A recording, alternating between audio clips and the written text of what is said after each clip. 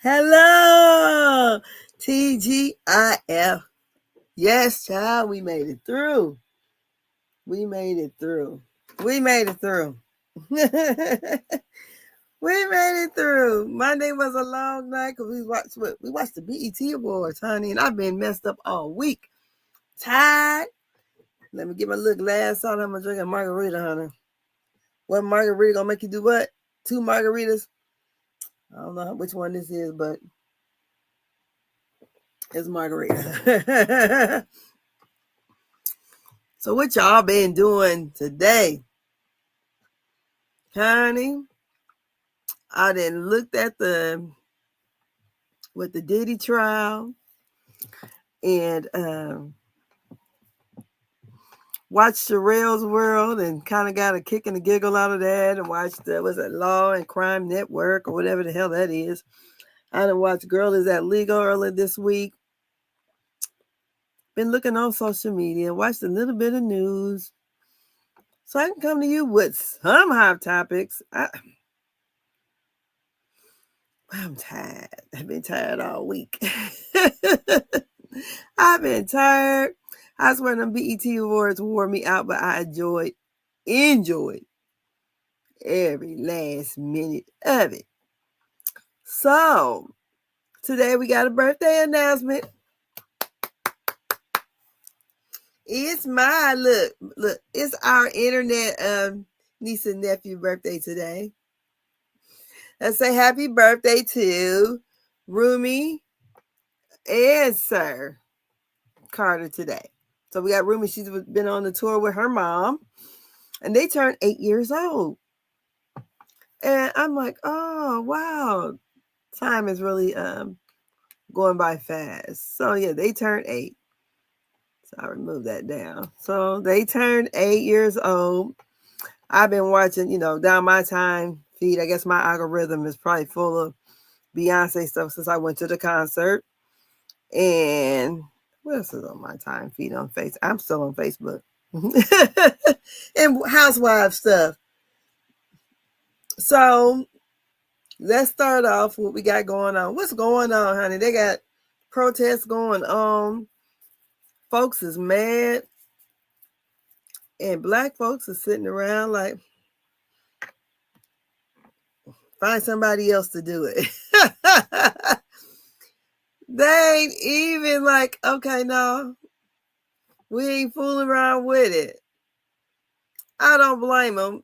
Today I went and but this evening I went to get me had some margarita. Well, a big thing of margarita. I found myself getting a smaller one, but I think they misunderstood what I said. So I left half of it there. I was waiting on my food. Went to a Mexican restaurant because I really like steak tacos on a flour tortilla. That's I love Mexican food. I really do. I really do. So as I'm sitting here watching all the things that's going on, we got senators from California being thrown to the ground. Like they're just like some common criminal or something. We got folks out protesting in California and other cities too. And we got one nut job here. He says, honey, you come down there and protest, you better have your shit in order. Because you do anything off the wall, you's going to be dead. So let me share a screen here. And let me see here. I done already messed up. Let me add it back to the stage. So here we go here. And I'll play it. If you resist lawful orders, you're going to jail. Let me be very clear about that. If you block an intersection or a roadway in Brevard County, you are going to jail. If you flee arrest, you're going to go to jail tired because we are going to run you down and put you in jail. Mm-hmm. If you try to mob rule a car in Brevard County, gathering around it, refusing to let the driver leave, in our county, you're most likely going to get run over and dragged across the street. If you spit on us, you're going to the hospital and in jail. If you hit one of us, you're going to the hospital and jail, and most likely get bitten by one of our big, beautiful dogs that we have here. If you throw a brick, a firebomb, or point a gun at one of our deputies, we will be notifying your family where to collect your remains at, because we will kill you graveyard dead. We're not going to play. If you resist lawful orders. He said, we're not going to play. So here, this comes from the neighborhood talk. It says, look at the things. It looks like things may get crazy down in Florida. A sheriff gave a public warning to protesters that plan to come out for the No Kings protest and exercise their rights. The protest is set to happen on June 14 across many states. In a press conference held on Thursday, what is that? Brevard, I guess, County Sheriff Wayne Ivey said protesters are allowed to be peaceful, but gave a long list of things that won't be tolerated and the consequences. Ivey says officers will have a response for everything, including running them down on foot or with their cars. This is, if you hit one of us, you're going to go to the hospital and jail, and most likely get bitten by one of our big, beautiful dogs. And they're talking just like Trump, 47. That we have here. It says, if you throw a brick or a firebomb or point a gun at one of our deputies, we will be notifying your family where to collect your remains at, because we will kill you graveyard dead. Ivy said. He said, we ain't having it. We ain't having it. That's what he said. He said, we is not having it. We will kill you graveyard dead. So, honey, it ain't going to take much.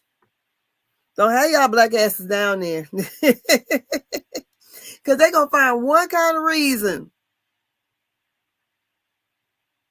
They're going to find one reason to mow you down or shoot you. They're going to think you had a gun or whatever. Don't give them a reason, y'all.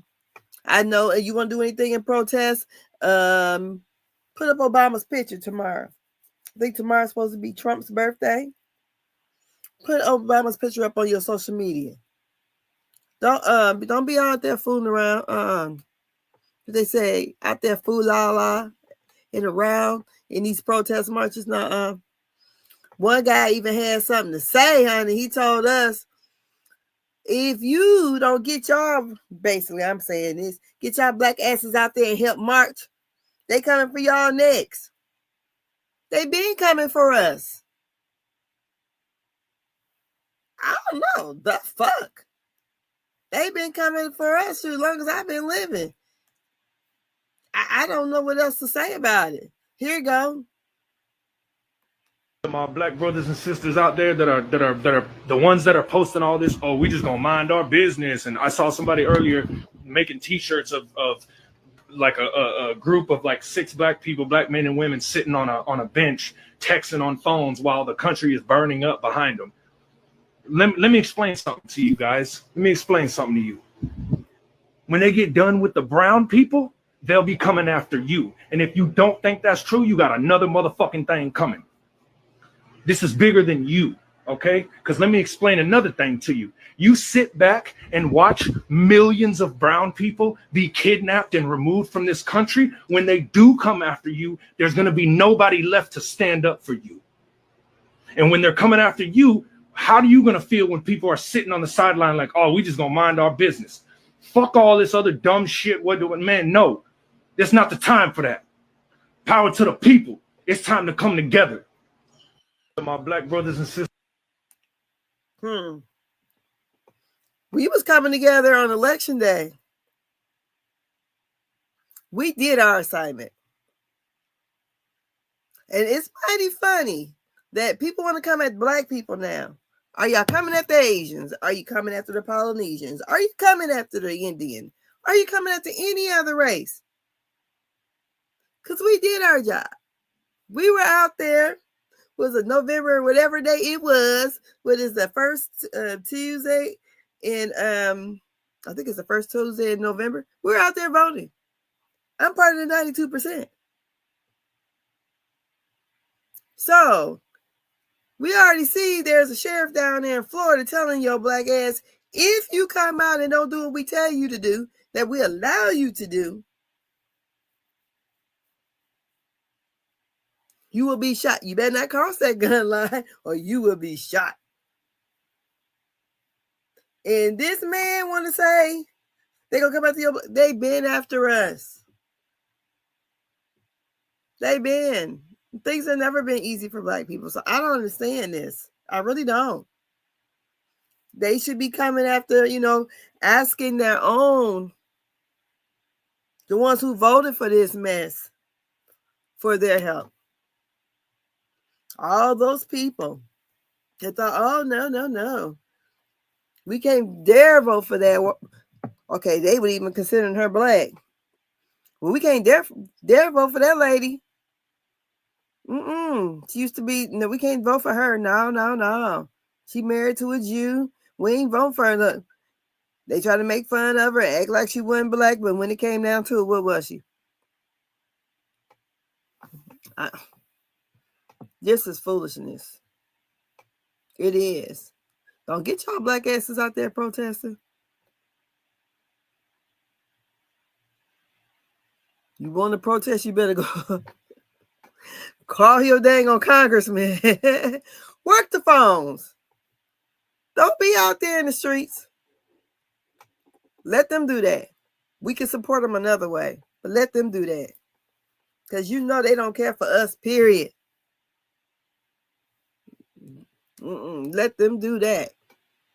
So, yeah, I'm sitting back, drinking my margarita. Thank you. Thanks, my brown brothers and sisters. I'm going to drink a margarita and power to the people. But I'm going to sit this one out. I'll post Obama's picture tomorrow. I'll call my congressman. That's all you're going to get from me. You might have a donation. I might set up a donation, donate to a cause. But I'm not taking my black ass out there to protest shit. Because my protesting was there at the ballot box in November. So, on top of that, we had a senator get thrown down to the ground there in California. I don't know if I collected that one or not, but his name was Senator, is it Peter? Something like that. But he went there to talk to the lady that was over. I don't even know what she's over. She over something. Her name is Gnomes. She used to be, where is she from? Dakota, some goddamn way. I don't know. I think she was a Congress lady, and Trump done put her somewhere. HSS, Secretary, Defense, something. I don't know. One of them. I don't even hardly watch the news no more. I catch it as it come across Instagram. I'll be on social media. But I said this here, we could do that tomorrow. Your silence after the disrespect? We could put up Obama. Put his picture up tomorrow on your social media. That's our protest on the king. That's on the wannabe king, number 47, who wants to be the king. Who has made himself king, I guess. Post this picture up there tomorrow. They said it's National Obama Day, June 14th. So you can do that tomorrow. As far as that other foolishness, I wouldn't be out there doing none of it. No, I mean it. No, I'm not going out there protesting. None of that stuff. I went down there. I did the March on Washington back there in 2000. Was it August the 31st? I think it was. We went down there about the George Floyd. It was nice. We had people from all different race. Okay. But black people, most of the people talk. Everybody down there was an Al Sharpton thing. We had Dr. Martin Luther King's son spoke. We had all those people down there. It was a nice thing. But like I say, This was headed by blacks. It was a black cause, and blacks showed up. Thank God we had other people. Well, if we get the Hispanics to show up, like how black people show up, it'd be something. Let them be on the front line. We could be, in the back somewhere. But I'm not going down there protesting nothing, standing on the front lines, and half of them motherfuckers will say, I will vote for Donald Trump. So then we got a man over here, I guess, regretting his vote. Let me see if I can find it somewhere. He said all of his employees, I guess, is then got deported. So here we go. Oh Lord.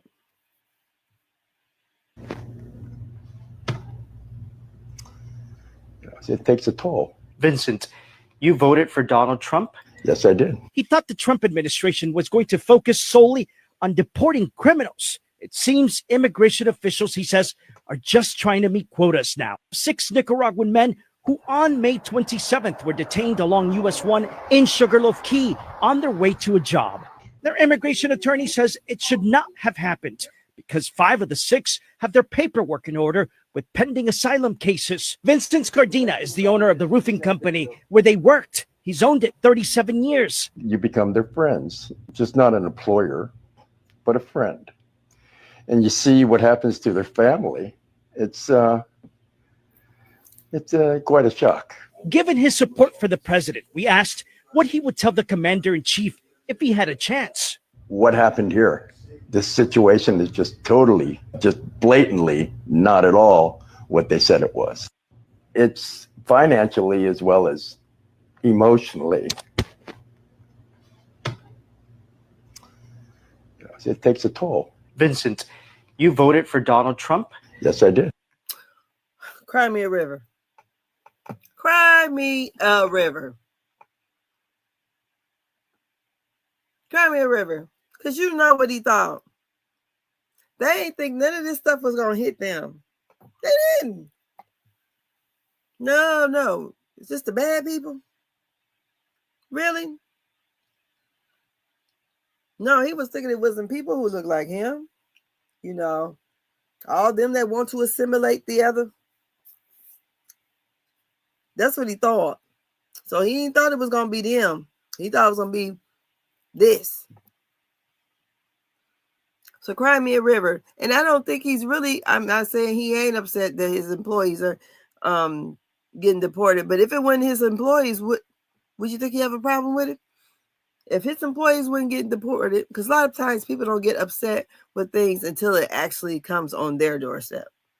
So long as it ain't hitting them, oh, well, feel sorry for them, but my life's still going fine. But what his problem is he's losing money. That's the problem. Because them people out there doing jobs that a lot of Americans won't do.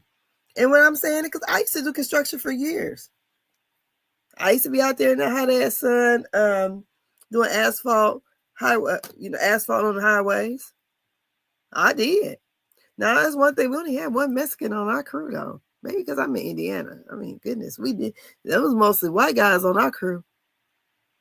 Because those jobs here pay a very good wage because it was union jobs, first of all. So we made very good money, to be working people. We made very good money. I stopped doing that in 2010? And back then, I was making $2,000 to $3,000 a week in summer months. So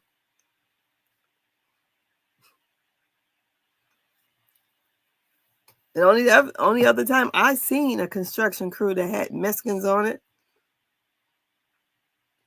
They came down and bid it on a job here, and the company thought that they can go to a labor ready and get some employees, and didn't know they had to get union laborers.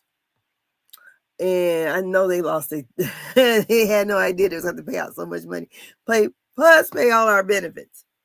So, and I never forget because some of the ladies, because they said they were painters. I'm like, you're painters? But they got you because we were at the GM. and we were pulling out some of the robots there. And I'm like, you're a painter. What the hell are you doing? Because GM is strictly, you have to do whatever your trade is. That's the job you have to do. You can't be doing all this other stuff. You know, if you were labor, you're doing a labor job. If you're an electrician, you're doing an electrician job. You're not in there. If you're a labor, you can't be messing around with nobody's metal. You can't do any of that kind of stuff, and the vice versa. So, and when I worked at GM plant, I was just a glorified janitor. I sat there and did nothing. Oh my goodness, that was the good days. I made real good money doing nothing, but because they had to have a labor. But I remember the lady told me at that time, she wanted to know how much we were making. She said the men, I think, were making 14, and they came out from Detroit. And the women were, I'm not going to say Detroit, maybe some part of Michigan. And the women were making $12. I said, you got to be fucking kidding me. And this is back in, I don't know, 2008, 2007.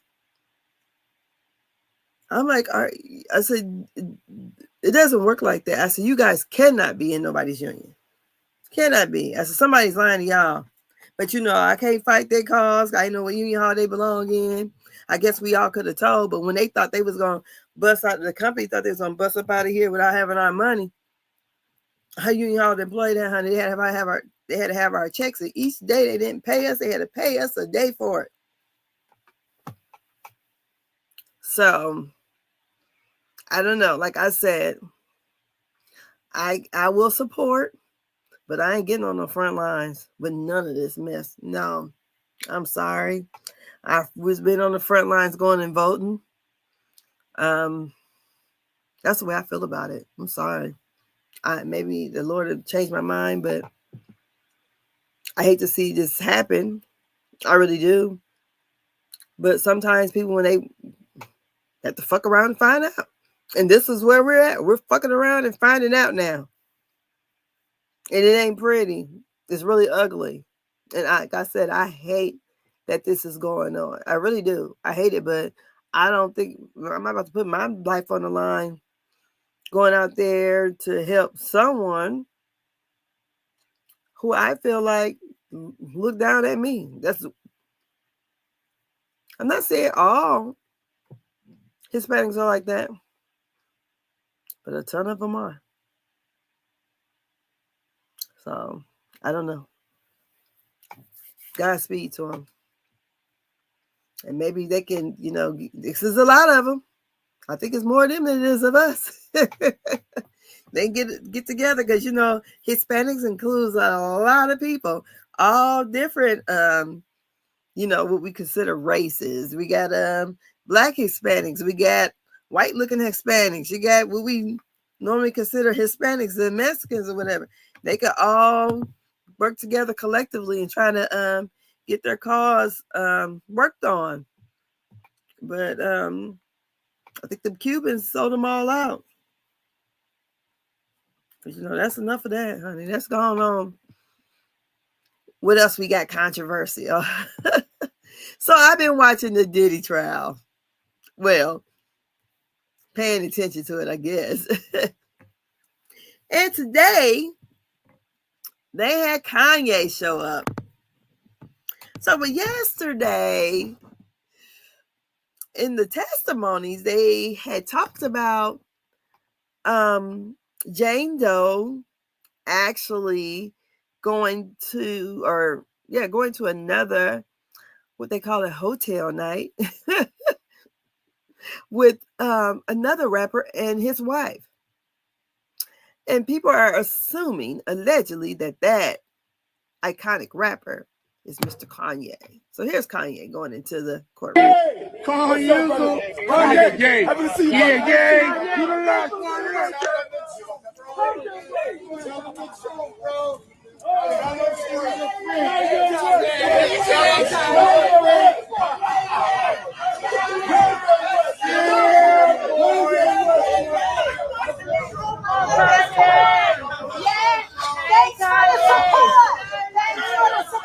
Where's Bianca? Kanye, do you think the Illuminati is behind this attack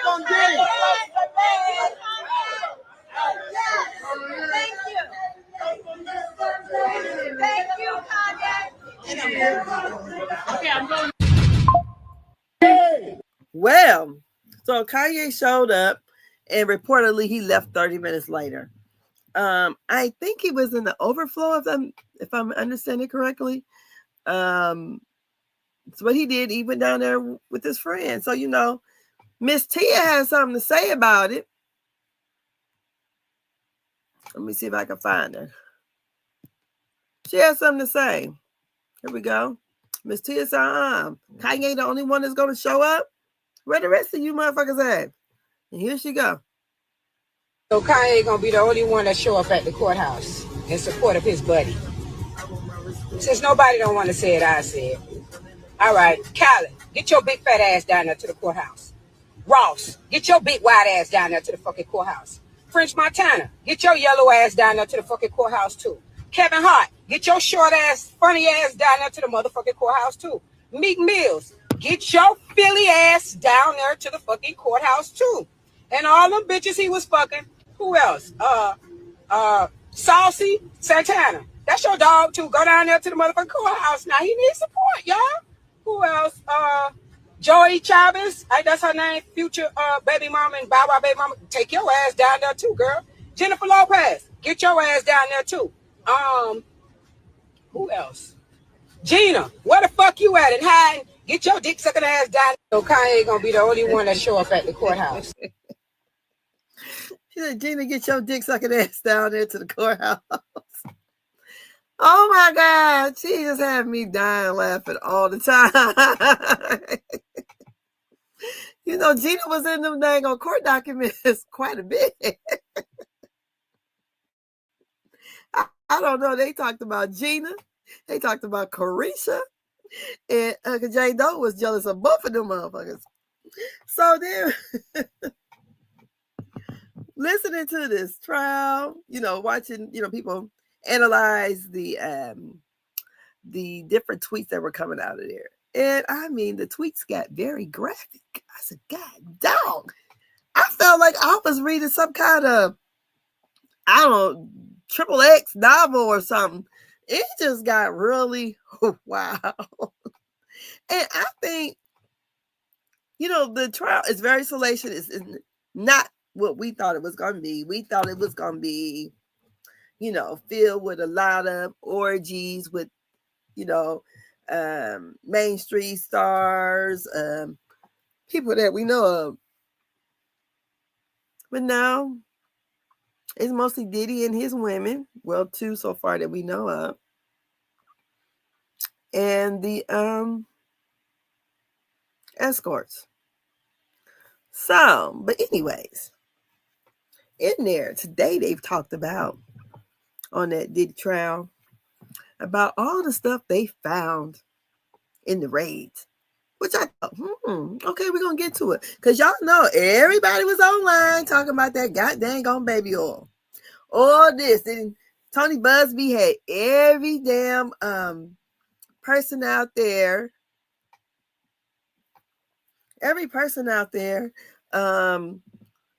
with a lawsuit talk about how he put baby oil on them, and next they felt drugged, they felt woozy, they ain't know what happened.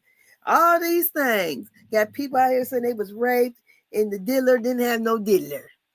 All that. The dealer was the size of a Tootsie Roll. You had a girl who said she got raped by him and another person allegedly. And J-Lo basically was there, and some other person was at the party. All this shit, which was a lie.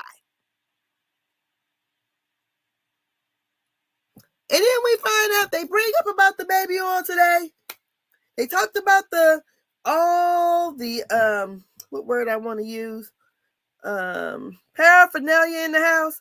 They didn't never tell us how much it weighed, how much it was. They just told us the names of the different types of paraphernalia was in the house, the illegal substance. But they told us how many rounds he had, the different type of guns he had. They told us about the how many things of Astroglide he had and how much he had in baby oil. Never once did they mention that the Astroglide or the baby oil was laced. Wasn't that the story? That was the story. Everybody was talking about that. I got in a discussion with someone about that, and I was like, well, that's not what I said. I thought this was just stuff people were saying online. I said, because as far as I know, and what we've saw for real come out of the courts or the court documents, there was nothing. And actually, when they did the opening arguments or opening statements, whatever you call it, for the defense, his attorney actually said, is it against the law to have baby oil? So far we learned you didn't raided this man's house and you ain't really brought nothing into evidence. Most of the things you talked about is whatever those ladies or his victims said. But there's not really, only thing we really got is that video of him beating down Cassie. I see a dude that beats a girl ass, and I mean he beat her down bad. But all these other charges, RICO and all this stuff, I can't see it. I really can't. I feel like they overcharged him. They tried to get him for things they figured he did, and they figured the public was against him so bad that we're going to just get it life in prison for adults doing what adults do. Because, when they raided the houses, I thought, shit, they was going to find some damn white young girls there. That's what I was thinking. I thought he was going to have some underage women there in the house that he was holding hostage. That's what I thought. The way they were making it seem like he was snatching these women up and he's around here just arming anybody. And it comes to find out, shoot, he never really hardly joined. Maybe he did, but I don't know. Because what I heard, mostly he sat there and watched. And it seemed like Jane Doe, she was in competition with the other women. So she trying to be the number one stunner.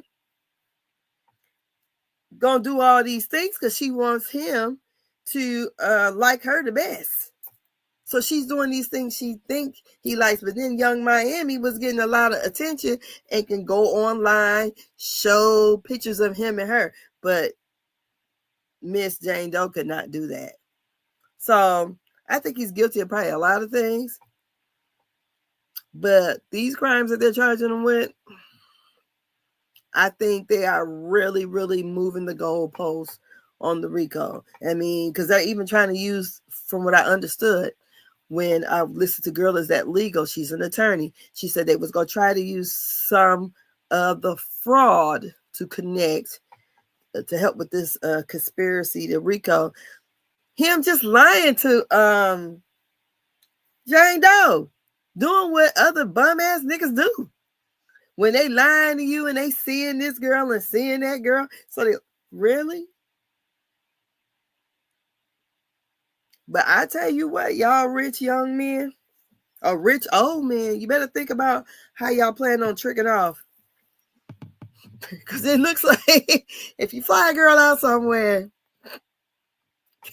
you might get one of those trafficking charges. I don't know. It just seems very weird to me. It seems very weird.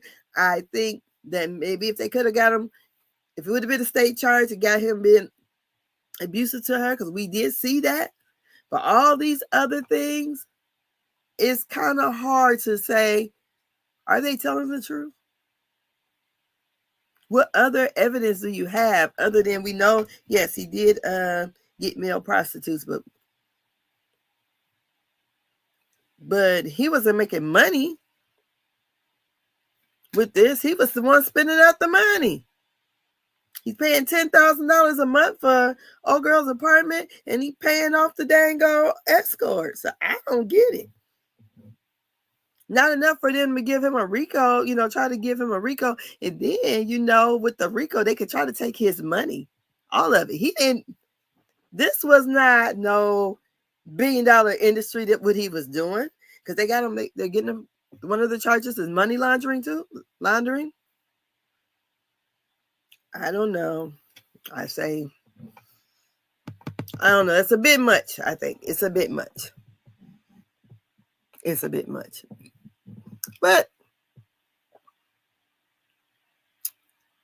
I think we as some people, I am saying, knowing that I know people who've been to jail, been to prison, and probably some more people who might likely go that are my family members. And if it's this easy to get a RICO charge, because if it wasn't Diddy and it was somebody else, Joe Blow up the street, he'd just be some bum nigga that beat up his girlfriend. Because we done seen them type of dudes. But I don't know. Y'all tell me what you think. I don't know nothing that we see, unless we can speculate about his late baby mama. But until we see evidence, and I try to go through everything being unbiased. I don't want to, whatever I heard about him prior, I want to go by what the prosecutor has showed. And to me, for what they showed us, is he's just a freaky ass man. And these women were willing to do whatever as long as the money was right. And that's what it seemed like to me. Because even Jane Doe, when they did have a fight, she started the fight. She slammed his head into the marble thing. And then we find out, which I thought was weird or hard to believe, that he was actually a drug addict. Everybody here on drugs. I would have thought maybe he dibble-dabble, maybe for recreational, but they said that one of the, what's it, Jane Doe? I think Jane Doe. She said it because she was on the stand for like 5 days. Seemed like forever. I think she had mentioned about when he had OD'd. Either it was Jane Doe or Cassie, one of the two. And I'm like, dang, he had OD'd before? That's something. Because I would have never thought a person that's, kind of got his hands in all kind of different business adventures that they're just functioning addict, I guess. I don't know. So that's enough with the puffy stuff. Can we get off my soapbox until they really show us some evidence of how they went in and got all this stuff? Because we thinking we're going to get some video evidence of him down there maybe torturing somebody or something. And it turns out the baby oil wasn't even laced. That's what everybody was talking about it. The baby oil and Astroglide. I mean, half of Tony Busby clients, they led with, he put that baby all on me. The next thing, I don't know what happened. I call bullshit on almost all of it. I don't think this was enough for the feds to get into. I don't know. Maybe he was somebody they was really trying to get before, and they saw their opportunity. But Cassie's case incident happened in the one that was filmed. I'll call him Hammer. That happened in, I think it was 2016. She didn't file her lawsuit until 2024. So who knows? So what else we got going on in the news? We got some housewife stuff. Let's go on over here and figure out what the heck we got going on. Let me see here.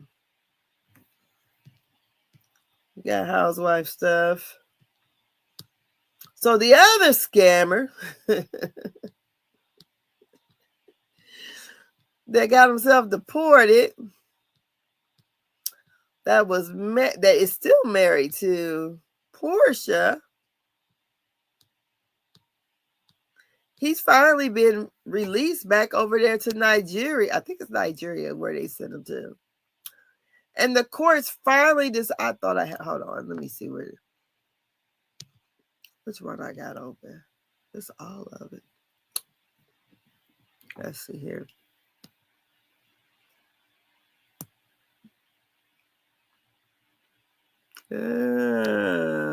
Well, I'll be damned. I thought I hit it. Well, anyways, with the court case, as far as their I can't even think. The prenup agreement with Portia and Simon, the judge has filed in her favor and that the prenup must be enforced. So the prenup has to be enforced, and I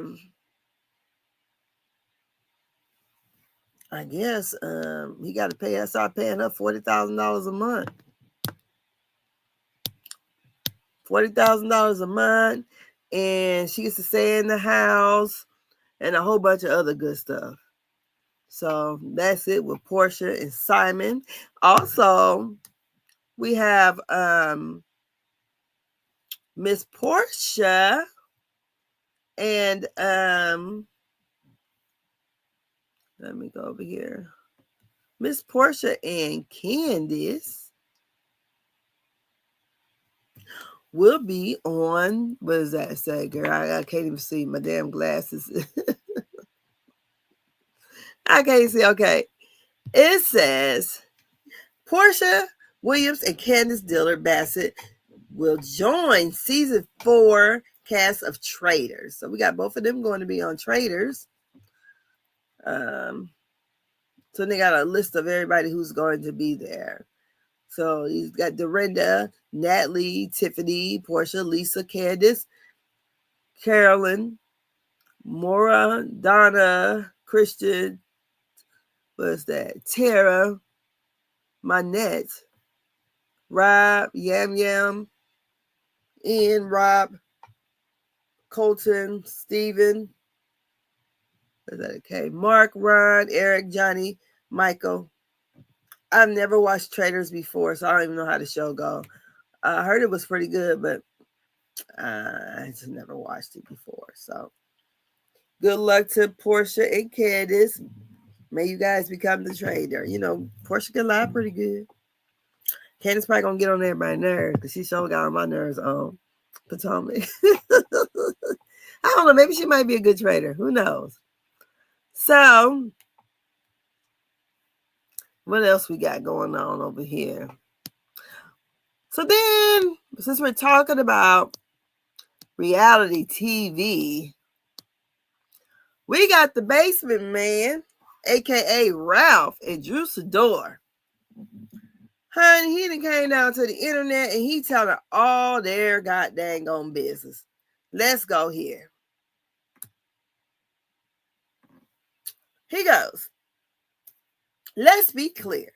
Tamper was resolved before we started filming Roa. Our first day of filming was our actual anniversary, August the 21st. On camera, you saw a fabricated reenactment for TV that involved into the villain versus the damsel narrative.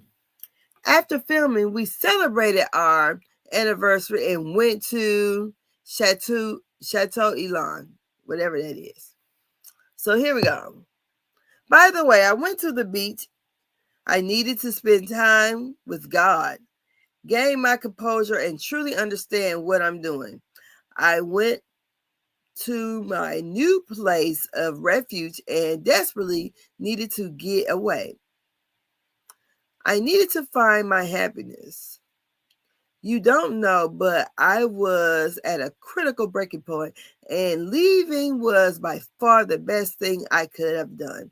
Although it hurt you by leaving, it would have hurt tremendously more if I stayed. It's actually easier to communicate through text. Okay, so he went to the beach. Remember on Drew first season on Raw? They were talking about him going somewhere and the receipts or whatever. I want to record this. I want to record this. Basically, he's saying that. So he's over here dropping all the receipts. I don't feel like reading all this stuff, but it's spilling the beans. So far, he didn't told about Drew's affair with Ty. He didn't drop the receipts on that. He's telling all this stuff. He done told about her and the guy named Black. I'm like, God dang. I thought y'all was just cooking together on Memorial Day. What the hell did happen? Are we setting up a storyline for next season? Because I don't understand this. So the basement man in Drusildor, he even talked about how at one time she only had $500 to her name, which I believe, because at one point she was drawing unemployment. It seems like, you know, their money together. But Ralph does have a job, because when they were going through the court documents on Is That Lego, they were talking about where he works at. So he does have a job, and he probably makes, I mean, he'll make millions, but he probably makes somewhere around 200,000, somewhere in that area. So Ralph, you know, he's probably the breadwinner for now, but Sister Girl is getting her coins together, because hopefully her and Dennis can really make this CD of hers go, because I promise goodness, Drew ain't my favorite person on Raw, but I love her CD. It's nice. It's one of the better ones out. I don't know if she's getting the radio play, but it's actually a very nice CD. I will give her that much. I like almost every song on there. Drew did her thing. Hot Dog Man did his thing. Somebody did their thing, because it was a nice album. And what else we got going on? I done talked about Housewives. They say Monique is supposed to be the friend of the show on Potomac, because, you know, they filming too. Let me see what else is in the news. Show y'all the picture that they sent over. Oh, we got it looks like a long. What's her name? Joey Chavez addresses the grown-ass people criticizing her daughter, Shy Moss, BET Awards look. And what happened was, it was supposed to have been a mistake or something. This is Lil Bow Wow's daughter. I didn't even notice it. Some people had to be looking very, very hard. But I think the side, it was cut out or something. And how old is the little girl? I don't know. Maybe she's somewhere between 13 and 16. I don't know. But she was saying, you know, hey, it was the stylist didn't realize that the outfit had a cutout, and they were, I guess she had to appear, and it was too late. So I guess they tried to tie it up, or however. Somebody should have had some thread, a needle and thread, and kind of notched it so it wouldn't show or whatever. But the young lady, you know, she kept her arms down so it wouldn't show, you know. And y'all leave folks' kids alone. Because they sure be talking about who kid be looking too grown and whatever. And then they be the main ones be saying that, and their kids be out here looking crazy as hell and acting grown as fuck. Let me shut up. But they usually do. They'll be the main ones. I got a granddaughter whose birthday is Sunday. She's having a birthday party tomorrow. And she's turning 13. And my daughter called me to ask me, do you think this swimming suit is too grown? I'm like, do they got a one piece? Well, they're going to have like the little grass skirts on, because she wants to kind of like a Hawaiian theme. So I'm like, okay, you know, but this little girl got on clothes. Y'all quit tripping. Leave the little girl alone. I mean, because they always be coming after people's kids. They come after Blue Ivy all the damn time. I said, they've been coming after that baby since she was a baby. So did y'all all watch the BET Awards? Did y'all enjoy it? Like I said, the BET Awards whooped my ass, and I paid for it all week. I did. I enjoyed it. I really did. I still haven't had a chance to watch Raw. I've been too tired, so I'm going to have to watch that. But I thought I'd come on here and talk about the hot topics this week. So tomorrow's supposed to be National Obama Day. Y'all post y'all pictures on social media of Obama. You know that's going to piss off 47. But don't be out there protesting. Let that shit be with the other people. Y'all take y'all break, take y'all rest. We protested all these other times. Okay? We was in the forefront. Let them other people have their turn. and we can support them, with our, our thoughts and, thoughts and prayers, and, we could show a little support there. But don't be out there acting a fool, because normally I be feeling like when they do have those peaceful protests, then you get some mass crazy person out there looting or tearing up stuff, and I be feeling like that's the opposition. Have somebody come out there to start, set stuff off, because they had a protest here. When was that? During the George Floyd thing. And I would say the town I live in, it's only what, I don't know, very low numbers of blacks here. I mean, it seems like a lot because we're kind of, everybody knows everybody, I would say, because your grandparents came up here from Alabama. Everybody, where I'm from, they had churches on every corner. So mostly everybody, grandparents, at least my grandparents, everybody know each other that way. Because I even know people that were from Gary, Indiana. It was like, how in the hell everybody in Fort Wayne know each other? I was like, because it's our grandparents, and most people, are church affiliate. So, different churches, they fellowship, and that's how we know. And then, you know the people because you went to school with them. I don't know, like the black community, like probably I would say my generation and prior kind of knew each other. Now, these days, I don't know about these other people, we're getting a lot of people coming in from a lot of different other cities, a lot of people from Chicago are coming here too. They got rid of some of their housing and they didn't move on here. But I will say when they had that protest for George Floyd here, there was, like I said, it was a lot of white people out there. But it was a lot of them acting a fool. It was a lot of them.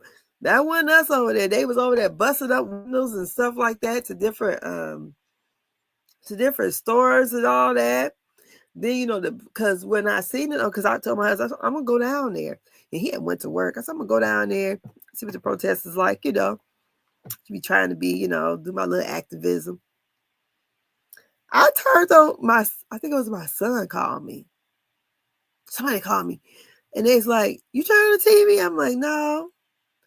You better not go down there. It looked like we was somewhere in a war. I was just truly shocked. It was like nothing but smoke down there.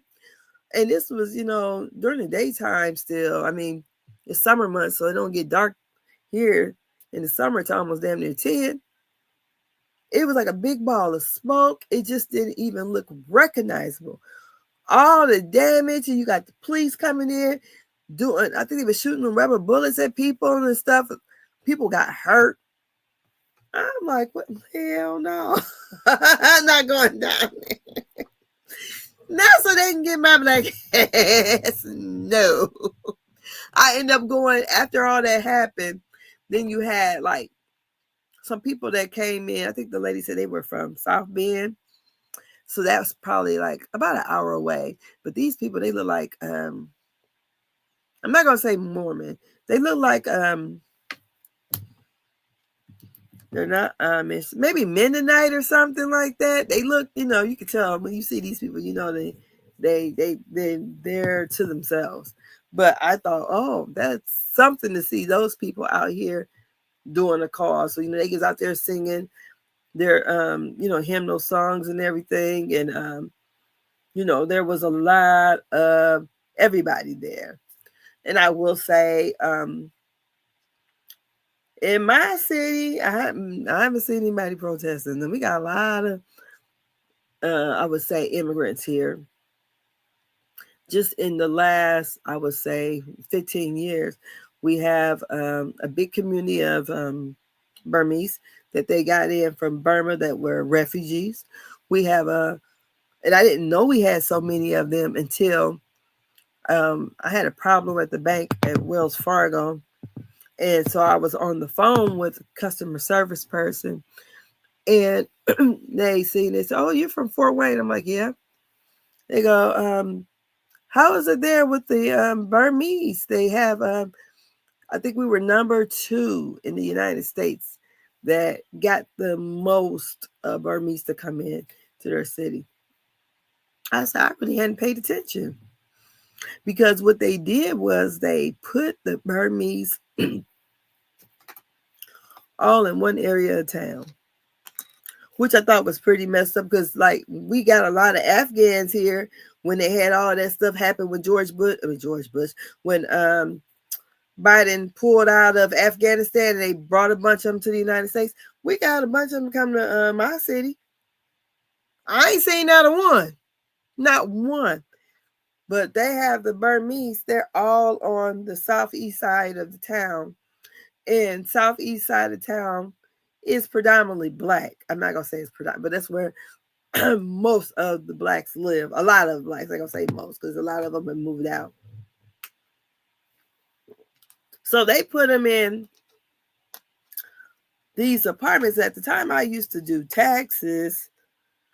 And guy used to, I should taxes at H&R Block. And I've been at H&R Block at this time for about 12 years. And this guy he was Burmese. And he came in from Burma years before. And he's, college educated and everything. But he would bring some people over to me and refer them. And sometimes he would come in as their interpreter. And he had let me know that these people who had came, they were from a situation that was very third world. And they had to come here. They had never seen a TV before. They had never seen a toilet before. They still lived in huts. So they're trying to come in and get them acclimated to, modern society. And these people, people were complaining big time. And I took offense to it because they had a laundromat on the southeast side of town, and they had a sign up there that said no Burmese allowed. I said, uh-oh, they can't do that. Because who next? Like that man said, they gonna have y'all black asses next. They had that because it was reported on the news here, and I thought, wow, how in the hell did y'all say that? Because what happened was they were complaining that the people were getting on top of the washing machines and urinated in them. Then they would, even at this apartment complex, they would get the different animals and slaughter them in the laundry room. Mind you, because these people live very third world. So, they're used to hunting for their food and stuff. They hadn't assimilated yet to American society. And I remember when they used to come in and I used to do the tax return. At that time, what was it? The number people was getting back, I don't know, $5,000, $6,000, $7,000.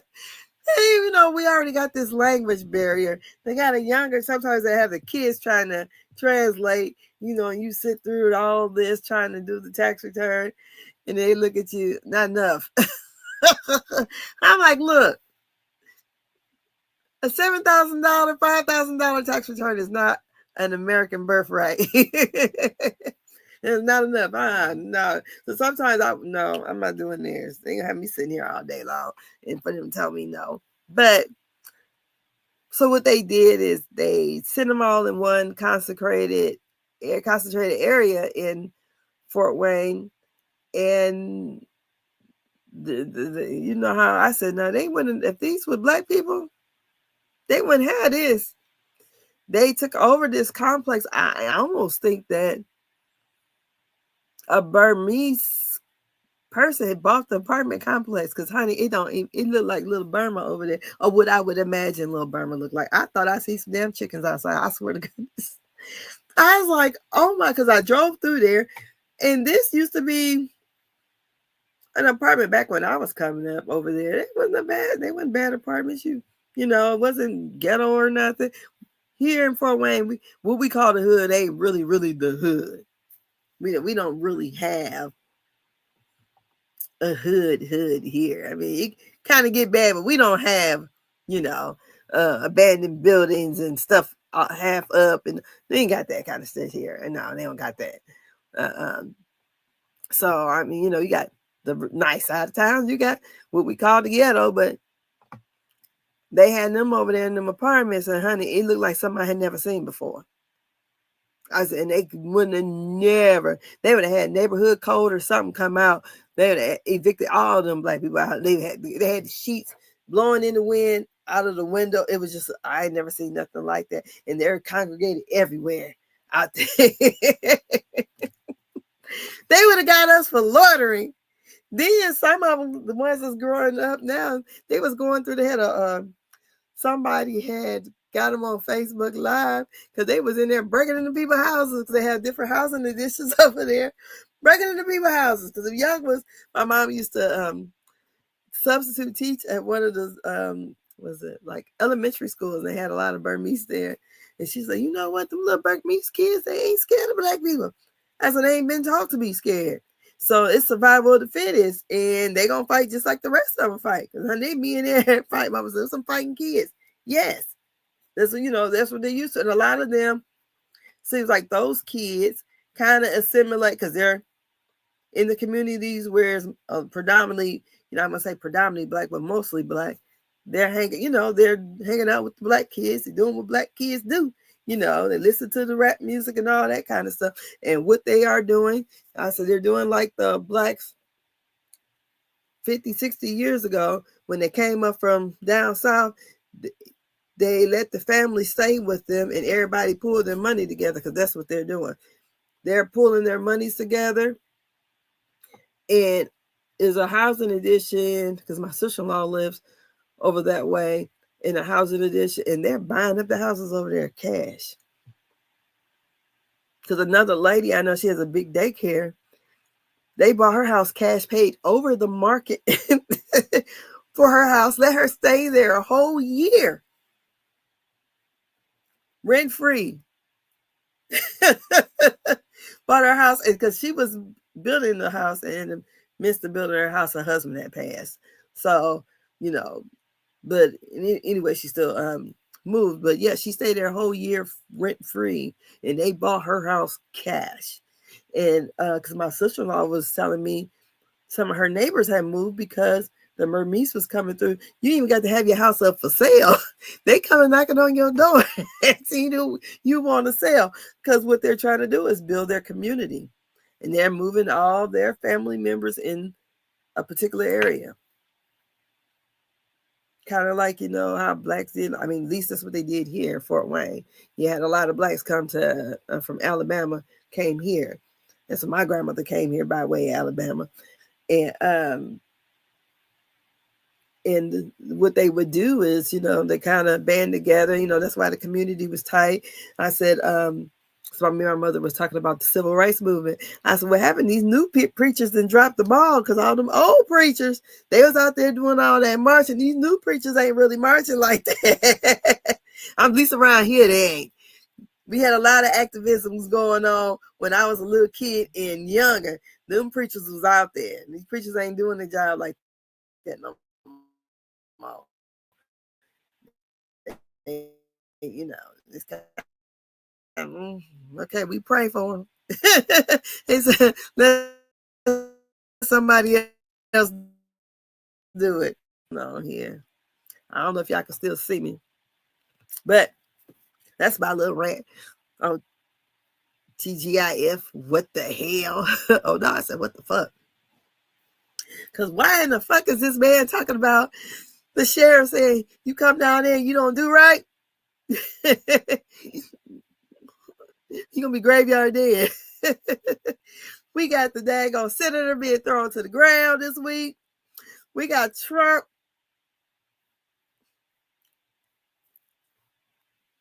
Still acting a fool. Elon Musk tried to kiss his ass now after he talked all that shit last week, which I didn't believe any of it. And then what else we got going on? The Diddy trial. And then we also have, when I was wanting to talk about Miss Candy Barris, she had came down and let us know that Aunt Bertha had Alzheimer's. So Candy Bears got a chance to hang out with her auntie, Aunt Bertha. I think, let me see if I got it somewhere. Well, I'll be damned. I don't got it, I don't think. Well, she got a chance to hang out with Aunt Bertha. I think it was yesterday. Let me see here. I can find it. And she took pictures with her. So you know Aunt Bertha is the one. Here we go. Aunt Bertha is the one who says that it's a scheme set up by Todd to come to us with the bullshit. So Aunt Bertha, I believe she's in her 80s, and she has Alzheimer's. So Candy's out there with her auntie. So, you know, I know I'm kind of dealing with that with my dad. I'm not gonna say it's Alzheimer's, but he does have short-term memory issues. And it's sad because my dad was such a, he's a person, he's still gonna talk shit, but he really used to talk shit. He would talk so much shit. He would make you feel really, really bad. My dad would talk so much. I mean, he gonna have you in tears by the time he's done talking about you. I mean, he's, you know, quick witted. I'm not like that, but I can cuss like he cuss, but I ain't quick witted like that. And to see a person, you know, going through that, it's, you know, it's sad, you know, because I think about my dad and knowing the kind of man he was, and you know, he's the uncle that everybody like to hang around because it's the uncle. He bought the look, he got the weed. Now he's still, his mind's still working, and no, he wants some weed. He know that. Now he ain't gonna forget nothing you say about no weed. Now I told my dad, I said, look, because you know I'm the one that's I guess sanctified compared to the rest of my siblings.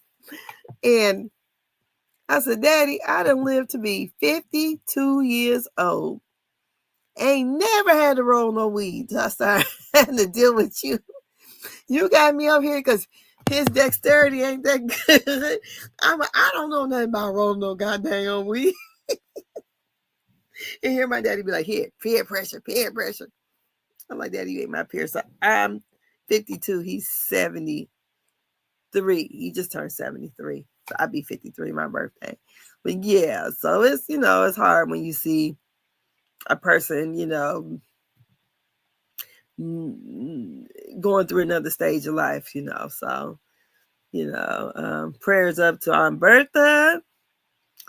And it's good to see she's still in the land of the living. And I'm pretty sure she still got that sass about her.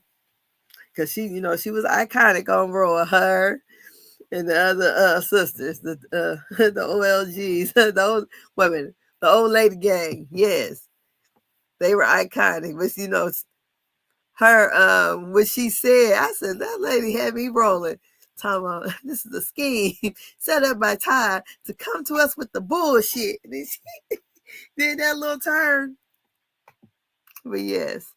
And then, also what happened this week? Did y'all all see Straw? I seen Straw. And I didn't finish it. I was gonna rewatch it Monday, but I watched the BET Awards. But I watched all the way until she basically was at the bank. That's where I kind of ended at the bank. But I know my cousin, she watched it. She said, girl, I cried. I said, you did? I'm like, this woman is having a really bad day. Now, if I mean, I can't imagine nobody having them kind of circumstances in one day, but it's Tyler Perry. I said, it was action-packed because my husband was into it. I can't watch TV in my room. If I'm in my room watching TV, I'm going to sleep. So if I want to watch TV, I have to be in the sitting room. I'll go upstairs in my room, it's done. Once I lay down, it is over with. I ain't watching nothing else but my eyelids. That's it. So yeah, but I would probably watch it again. It seems like it was pretty good, but it wasn't good enough to make me cry. I don't know. Maybe I can't relate. I mean, I just said, damn, Tyler Perry, you got this lady having all kind of shit go wrong. I guess that's where my mind was. I'm like, I can't imagine somebody having that kind of day. I don't know. So I already kind of know what happened because I heard other people talk about it. And I kind of figured what was going to happen. So I wasn't shocked because when everybody kept saying it was a plot twist. So I was looking to see what the plot twist was. And I'm like, okay, I kind of figured something that happened. But, okay, you know, I enjoy Tyler Perry movies. I do. I always like the Medea movies. Like, me and my kids used to sit around and watch the Medea screenplays all the time. All the time. We sit and watch them and was cackling and laughing. I think my son, my daughter, and my grandkids still watch the Tyler Perry plays on Tubi. I like them, you know. I'm from the, church background, so I like them. My mama like them, so I used to watch Tyler Perry. What's that? And Sister Cantaloupe. My kids used to watch that stuff with me. So I'm not one. When I'm watching a movie, unless it's really just dumb, I watch a movie to be entertained. So I don't try to analyze it too much or whatever. I watch it and I know it's a movie. So we're gonna have some things that we don't consider happening in real life, but it's some movie. Now my husband would be like, "Oh, that's bullshit," whatever. But he was into this movie. Oh, she should have been shot him. I'm like, oh God. But yeah, it was a pretty good movie. From what I saw, I'll probably finish watching it tomorrow. And that's it. I'm gonna close up shop. Y'all remember to post your photos of Obama for National Obama Day tomorrow. Y'all just do that. And watch 47 lose his mind. He gonna lose his mind. We taking over his birthday. So that's it. That's all. I think I'm gonna go downstairs and eat the rest of my tacos and drink the rest of my margaritas. My name is gonna be Tayama Angela. Tayama Angela. Well, anyways, y'all have a great evening. I'll talk to you guys later. Don't forget to like, share, and subscribe.